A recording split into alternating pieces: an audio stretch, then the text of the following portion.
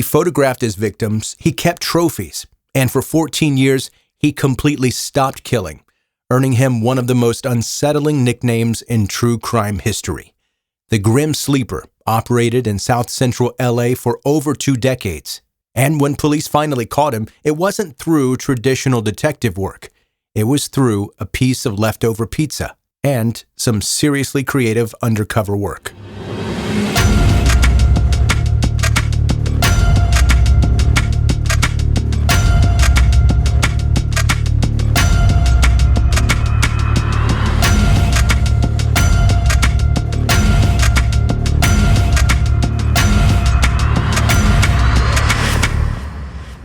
Lonnie David Franklin Jr. entered this world on August 30th, 1952, in South Central Los Angeles. From the outside, he seemed like any other kid growing up in the neighborhood. But by 1975, when he was 23 years old, Franklin's true nature revealed itself in the most horrific way possible. While stationed in Stuttgart, Germany with the Army, Franklin and 2 other servicemen approached a 17-year-old girl asking for directions. They offered her a ride home. The moment she got in the car, they held a knife to her throat and drove her to an isolated field where they gang raped her. Here's the thing that makes this even more disturbing. During the attack, this young woman kept her wits about her in the most extraordinary way. She pretended to be interested in Franklin, and he actually gave her his phone number. When she reported the crime, police used that number to track him down. Franklin and his accomplices had also photographed the assault, foreshadowing the documentation obsession that would define his later crimes. Franklin received a dishonorable discharge for this conviction, but the pattern was already established: violence against women, documentation of his crimes, and an ability to present himself as trustworthy right up until the moment he wasn't. Back in Los Angeles during the mid-1980s, women in South Central started disappearing and then turning up dead. The LAPD eventually connected the dots and realized they had a serial killer on their hands, someone systematically targeting black women who were sex workers and drug users. They called him the Southside Slayer. In the community, these murders had another name: the Strawberry Murders. Strawberry was street slang for women who traded sex for drugs, and someone was hunting them with methodical precision. Between 1983 and late 1985, at least 13 women were stabbed and strangled. The killer used a .25 caliber handgun for some of the murders, and by 1987, 7 victims were definitively linked to that same weapon. Community leaders noticed something that should have been obvious to everyone. When Richard Ramirez, the Night Stalker, was terrorizing upscale areas of LA and San Francisco, the LAPD threw massive resources at catching him. Task forces, press conferences, the whole 9 yards. But when poor black women were systematically being murdered in South Central, crickets. The criticism was so intense that the LAPD finally formed the Southside Slayer Task Force and increased the reward from $10,000 to $25,000. By January 1986, 15 murders had been linked to the case. But here's the problem.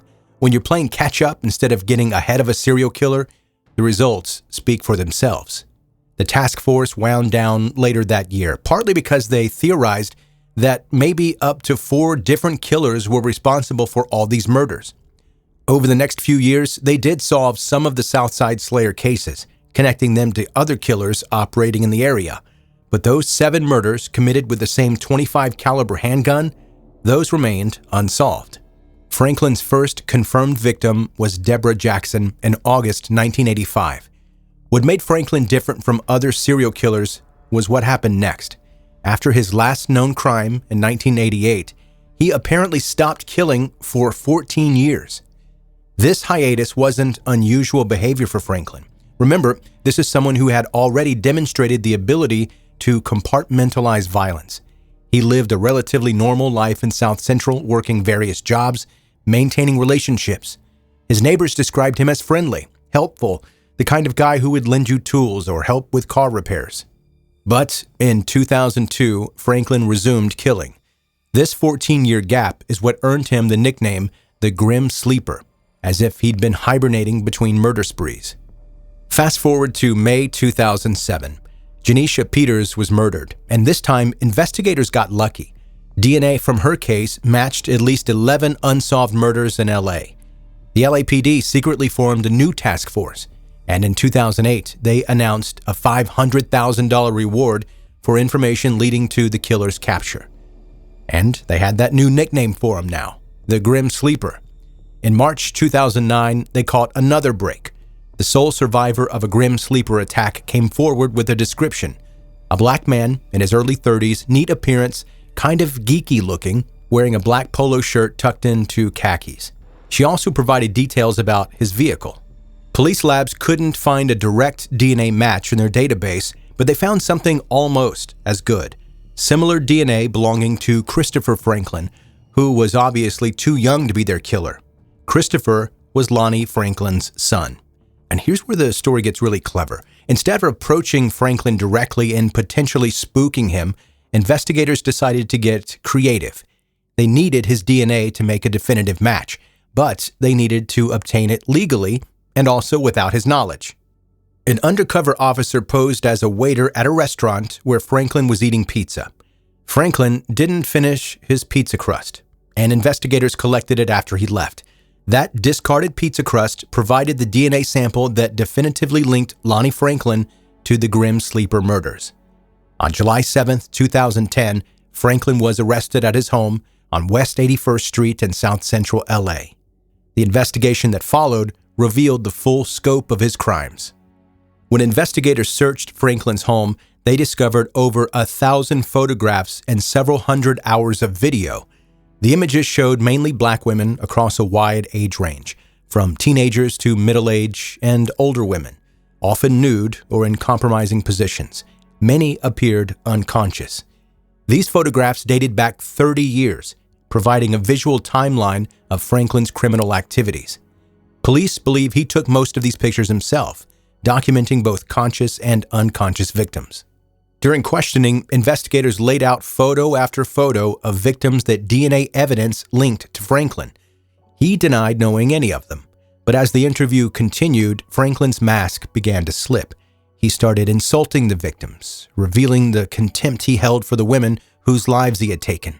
The most disturbing moment came when investigators mentioned DNA evidence. Franklin responded with a phrase that still makes investigators cringe: DNA juice.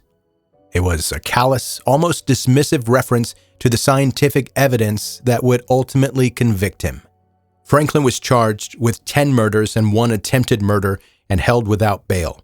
His trial began February 2016 after numerous delays. The prosecution presented overwhelming DNA evidence, survivor testimony, and the disturbing collection of photographs found in his home.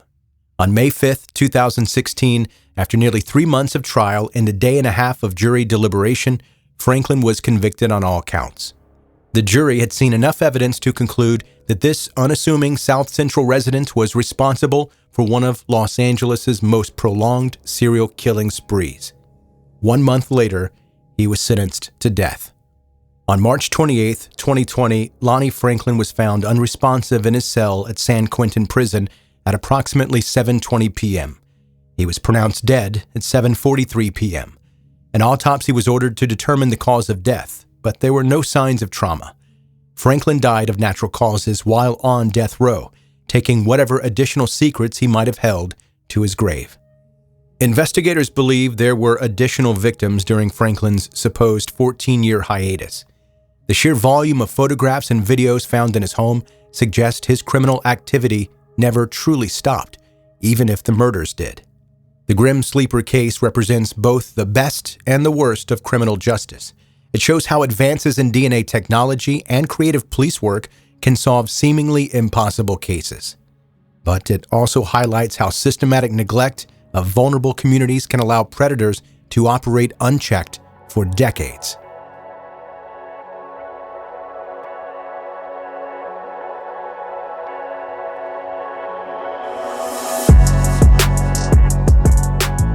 Thank you for listening to 10-Minute Murder, bingeable true crime stories. I'm Joe.